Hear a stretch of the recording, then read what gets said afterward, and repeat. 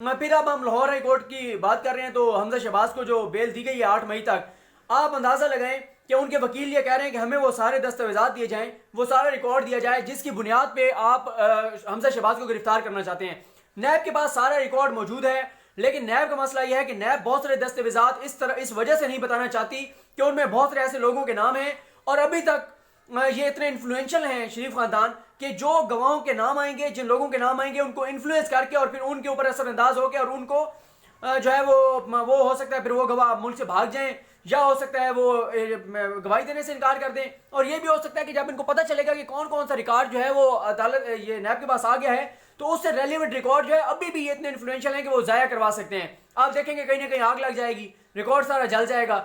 تو اس لیے نیب جو ہے وہ نہیں چاہتا، لیکن لاہور ہائی کورٹ نے اب سارا وہ ریکارڈ منگوایا ہے، اور حمزہ شہباز کو one and only my favourite جج ہیں جو لاہور ہائی کورٹ کے، انہوں نے حمزہ شہباز کو ریلیف دیا ہے 8 مئی تک۔ اب 8 مئی کو فیصلہ ہوگا۔ نیب کل والی ہیئرنگ پہ بھی تیار تھی، اگر ان کو ضمانت نہ دی جاتی تو کل ہی حمزہ شہباز کو گرفتار کر لیا جاتا۔ وہ نیب گرفتار کرنا چاہتی ہے حمزہ شہباز کو، ان کے پاس ٹھوس شواہد ثبوت ہر چیز موجود ہے، سارے ثبوت آپ چینلز پہ دیکھ رہے ہیں، چیزیں سامنے آ رہی ہیں، لیکن one and only my favourite جج جو ہیں وہ ابھی نہیں مطمئن کہ حمزہ شہباز کو گرفتار کیا جائے۔